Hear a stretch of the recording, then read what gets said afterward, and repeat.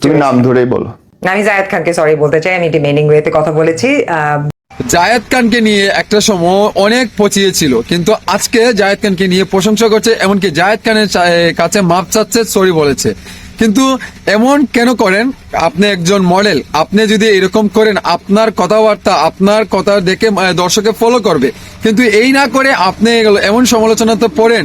একবার একজনের পক্ষে না জেনে না বুঝে কিন্তু একটা মন্তব্য করে ফেললেন, কিন্তু আজকে আইসা সেই মাপ চাইলেন। এটা কি মানে? আপনি একজন অভিনেত্রী হয়ে আপনি আবার মাপ চাইলেন। তারপরে জায়েদ খান আপনার চাইতে অনেক সিনিয়র, অনেক ভালো। যাই করে না কেন তার এই অভিনয় দেখিয়ে কিন্তু ভাইরাল হয়েছে, বা যাই করে না কেন জায়েদ খান একটা ভিডিও চালে মিলিয়ন মিলিয়ন ভিউ ক্রস করে, কিন্তু আপনার মনে হয় না জায়েদ খান মানে এখন ট্রেন্ডিং। ঠিক আছে, যাই হোক, এই মেয়েটি তার ভুল বুঝতে পারছে। এখন দর্শক আপনারা কি বলবেন এই মেয়েকে নিয়ে? যদি কোনো মন্তব্য থেকে থাকে তাহলে কমেন্ট বক্সে বলে যাবেন, ঠিক আছে? সো আপনাদেরকে অনেক অনেক ভালোবাসা। 2025 সালে এই প্রথম ভিডিও, আপনারা অবশ্যই ভালোবাসা দিবেন, ঠিক আছে? Happy new year.